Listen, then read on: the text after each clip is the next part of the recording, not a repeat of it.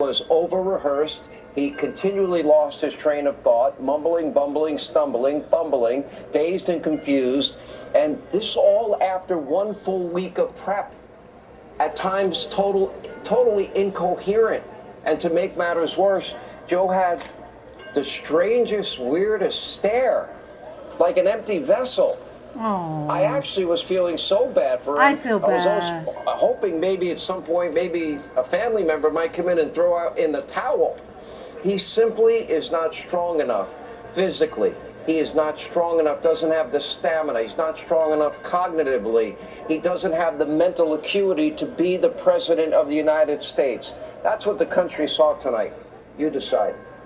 Make sure that all those things we need to do, child care, elder care, making sure that we continue to strengthen our healthcare system, making sure that we're able to make every single solitary person eligible for what I've been able to do with the COVID, with dealing with everything we have to do with, look, if we finally beat Medicare.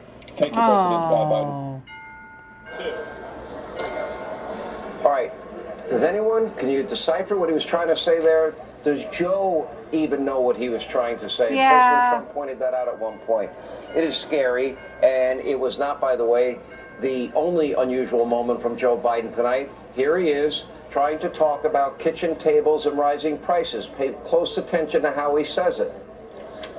No senior has to pay more than $200 for any drug, all the drugs they conclude beginning next year. And the situation is we're going to make that available to everybody, to all Americans. So we're working to bring down the price of around the kitchen table, and that's what we're going to get done. Meanwhile, on the topic of abortion, Joe Biden very weirdly focused on people getting raped by their siblings and their brothers and sisters. Take a look. Look, there's so many young women who have been, including a young woman who just was murdered, and he went to the funeral. The idea that she was murdered by an immigrant coming in, they talk about that. But here's the deal: there's a lot of young women to be raped. We're going to interrupt this tape for just a second. Joe Biden is speaking live. Let's go to Joe Biden. I guess he's talking to the press somewhere. Look, folks, what's going to happen over the next couple of days is they're going to be out there fact checking all. She's a doctor. You should help your husband. One thing he said that was true. Look, let's go, Joe. And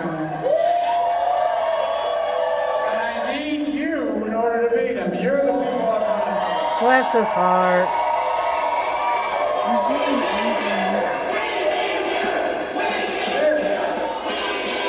Alexa, stop!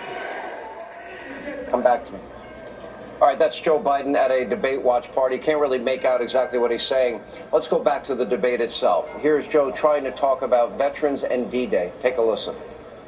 I was recently in France for D-Day, and I spoke all about those heroes that died. I went to the World War I cemetery he refused to go to. He was standing with his 4-star general, and he told me, he said, I don't want to go in there because they're a bunch of losers and suckers. My son was not a loser, was not a sucker. You're the sucker. You're the loser. President Trump? First of all, that was a made-up quote, suckers and losers. They made it up. It was in a third-rate magazine that's failing, like many of these magazines. Let's stop here about Joe Biden for a second. You cannot diminish the unbelievable debate performance tonight that we saw from Donald Trump. Donald Trump was focused. Donald Trump didn't take the bait. Donald Trump did not in any way react. He was lucid. He was on his A game. He did not get upset at anything Biden tried to throw at him. Right. And in fairness to fake news CNN, fake Jake and fake Dana, they put aside their prejudice, their hatred towards Donald Trump for the night, and they actually asked questions and waited for answers, and I thought they managed the debate fairly well. Something I didn't expect, considering we've been I thought they did a wonderful all of job. the tape of them trashing Donald Trump for many, many years. So I guess credit for one night. Biden didn't just get confused and fumble over his words. He also lied. He lied about suckers and losers. and that hoax. He lied about the economy. He lied about taxes. He The lied border. about violent crime. He lied about the border in particular. That was a Biden big even one. lied when he said he got an endorsement from the Border Patrol Union. Well, moments ago, the Border Patrol Union tweeted this statement: "To be very clear, we never have and never will endorse Joe Biden." But despite all of this, his most egregious lie was about the brave men and women of our military. Take a look.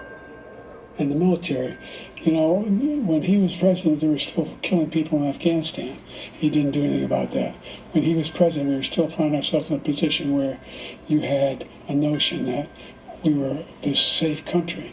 The truth is, I'm the only president this century that doesn't have any, this decade, that doesn't have any troops dying anywhere in the world like he did. Really, Joe? No troops dying?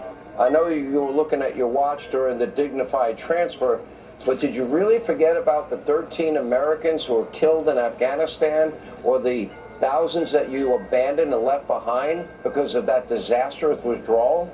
This debate made one thing very clear: Joe Biden is not fit to be president.